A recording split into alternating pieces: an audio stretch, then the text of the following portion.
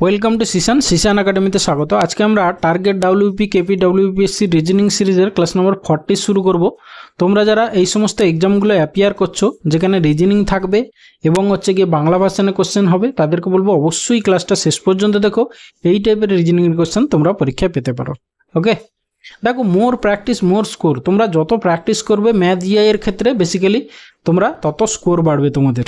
সেই জন্য আমি এই দুটো সিরিজ নিয়ে এসেছি ম্যাথ এবং জিআই এর ক্ষেত্রে।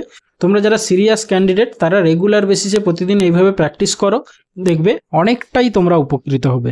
ওকে, চলো লেট স্টার্ট। দেখো ফার্স্ট কোশ্চেন কি আছে বলেছি, যদি ব্লেন্টের সংকেত এত হয় তো উইনারের সংকেত তাহলে কী হবে। ঠিক আছে, আচ্ছা বি, দেখো বির পজিশন ভ্যালু কত 2, সেখান থেকে দেখো ই হয়েছে মানে কত যোগ হয়েছে, প্রথমে +3 হয়েছে। হ্যাঁ, তাহলে তোমাকে এখানে ডাব্লু আছে, ডাব্লু মানে পজিশন ভ্যালু 23 + 3 কত হবে তোমার 26 মানে জেড দিয়ে স্টার্ট হবে। তাহলে সেক্ষেত্রে অপশান সিটা এলিমিনেট হয়ে গেল। ঠিক আছে, এরপরে দেখো তোমার শেষে দেখো শেষে এখানে ডি আছে, ডি মানে 4। ঠিক আছে, 4 থেকে তোমার কত হয়েছে, এটা 4 আর এটা জি মানে হচ্ছে কি 7, কত হয়েছে 4 3 7, সেও 3 যোগ হয়েছে।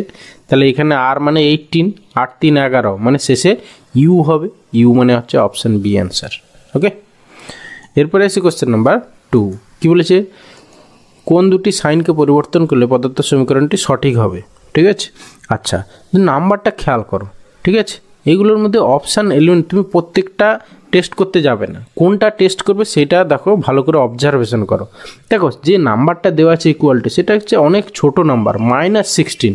ছোট নাম্বার আমাদের কি করে আসে, বিয়োগ করে বা ভাগ করে আসে। তাহলে বিয়োগ আর ভাগ এইগুলো অপশানে থাকতেই হবে। ঠিক আছে, বা বিয়োগ ভাগ একসঙ্গে যদি থাকে তাও ভালো। ঠিক আছে, তাহলে ভাগ, বিয়োগ আর ভাগ এদের মধ্যে যে কোনো একটা থাকতেই হবে। ঠিক আছে, দেখো বিয়োগ ভাগ একসঙ্গে নেই, মানে ভাগ তো থাকতেই হবে যেহেতু -16। তাহলে সেক্ষেত্রে আমরা অপশান এটা টেস্ট করি। ঠিক আছে, তাহলে হচ্ছে কি ইনটু আর ভাগ এই দুটোকে ইন্টারচেঞ্জ করি। তাহলে কি দাঁড়াচ্ছে দেখি, 132 ইন্টুর জায়গায় ভাগ আসবে 11 + 8 - 3, এইটা ইন্টু 12 হয়ে যাবে। দেখো ইকুয়াল টু তোমার -16 আসছে কিনা। 11 দিয়ে এটা কাটাকাটি করো, প্রথমে ভাগের কাজ হবে। 11 1 11, 11 2 22। ঠিক আছে, তারপরে এইটা সিম্পলিফাই করো, এরপরে হবে গুণের কাজ হবে। দেখো 12 আর 8 কত 20 থেকে -12 3 36। হ্যাঁ দেখো -16 চলে এলো। এইভাবে তোমাকে অপশানটাকে চুজ করতে হবে কিভাবে। ওকে, তাহলে অপশান এ হবে অ্যান্সার। এরপরে আসি কোশ্চেন নাম্বার 3। কী বলেছে, 3-এর বিপরীতে কোন সংখ্যাটা হবে। ডাইসের কোশ্চেন। দেখো 3-এর বিপরীতে, ঠিক আছে 3 ছাড়া, দেখো এই প্রথম দুটো ডাইস আমরা যদি কম্পেয়ার করি, দেখো 3 ছাড়া এই যে 4 5, এখানেও 4 5 কমন। তাহলে বাকি যে দুটো ডাইসে, মনে রাখবে যদি দুটো ডাইসে দুটো নাম্বার কমন থাকে, তাহলে বাকি যে একটা তারা একে অপরের অপোজিটে থাকবে। তাহলে এখানে 3-এর অপোজিটে কে হবে, 2 হবে। তাহলে অপশান সি অ্যান্সার। ওকে, এরপরে এসে কোশ্চেন নাম্বার 4। দেখো তোমার লেটার সিরিজের প্রবলেম। এই টাইপের কোশ্চেন সলভ করতে কিভাবে করতে হয় না, জাস্ট কাউন্ট উইথ গ্যাপ। কতগুলো লেটার আছে উইথ গ্যাপ তুমি কাউন্ট করো। 1 2 3 4 5 6 7 8 9 10 11 12 13 14 15 16 17 18টা তুমি ছটাতে ভাঙতে পারো বা তিনটে করে ভাঙতে পারো। তাহলে আমরা তিনটে ছোট করে ভেঙে নিই, দেখি তিনটে করে দেখো ভেঙে নিলাম। এবার লাস্টে একটা গ্রুপ কমপ্লিট, দেখো ডিডিবি। তাহলে একটু খেয়াল করো, যদি অল্টারনেট গ্রুপ ভাবো একটা বাদে একটা, দেখো ডিডি, এখানে বি বসাতে পারি, এখানে ডিবি। ঠিক আছে, এরপরে দেখো এইটা খেয়াল করো, এইখানে দেখো প্রথমে এ আছে, তাহলে তুমি যদি এখানে এ বসিয়ে দাও, দেখো প্রথমে এ, তাহলে এসি একটা গ্রুপ কমপ্লিট হয়ে গেছে, এসিবি, তাহলে এসিবি। ওকে, তাহলে এসিবি, ব্যাস পুরোটা কমপ্লিট হয়ে গেলো। এইভাবে কম্পেয়ার করে করতে হবে। তাহলে কী হলো আমাদের অ্যান্সার, বিডিএ দিয়ে স্টার্ট কোনটা হয়েছে, বিডিএ দিয়ে একমাত্র অপশান এ, ব্যাস সেটাই অ্যান্সার। ওকে, এরপরে আসছি কোশ্চেন নাম্বার 5। দেখো কতগুলো ত্রিভুজ আছে বলেছে নিচের চিত্রটাতে। ঠিক আছে, আচ্ছা প্রথমে এইরকম ভাবো, যদি সাপোজ এইরকম একটা ট্রায়াঙ্গেল হয়, এইরকম একটা ট্রায়াঙ্গেল হয়, এতে 3টে ট্রায়াঙ্গেল থাকে মনে রাখবে। এই একটা, দুটো আর এই পুরোটা একটা, এরকম করে 3টে। এবার যদি এরকম করে বাড়িয়ে দেওয়া হয়, তাহলে সেক্ষেত্রেও আরও এরকম হয়ে যাবে, এই একটা, এই দুটো, আরও তিনটে, তাহলে সেক্ষেত্রেও তোমার 3 + 3 6টা হয়ে যাবে, মানে এই রকম রেখা যতগুলো হবে তত ইন্টু 3। হ্যাঁ, তাহলে এখানে হচ্ছে কি আমার একটা, তাহলে টোটাল 3 3 6টা। দেখো এইরকম করে তোমার এই একটা ট্রায়াঙ্গেল হবে, এখান থেকে আমরা 6টা পাবো এই করে সিমিলারলি উল্টো দিক থেকেও আমরা 6টা পাবো, তাহলে 6 × 2 6 দিয়ে 12টা পেয়ে গেলাম। এরপরে দেখো এইখানে একটা বাড়তি 13টা 14টা 15টা 16টা, তাহলে হচ্ছে কি আরও 4টে, তাহলে টোটাল হচ্ছে 16টা ট্রায়াঙ্গেল। ওকে, তাহলে অপশান বি হচ্ছে অ্যান্সার। এরপরে আসি কোশ্চেন নাম্বার 6, বলেছে কোন শব্দটির অক্ষরগুলি নিয়ে কোন শব্দটি তৈরি করা যাবে না।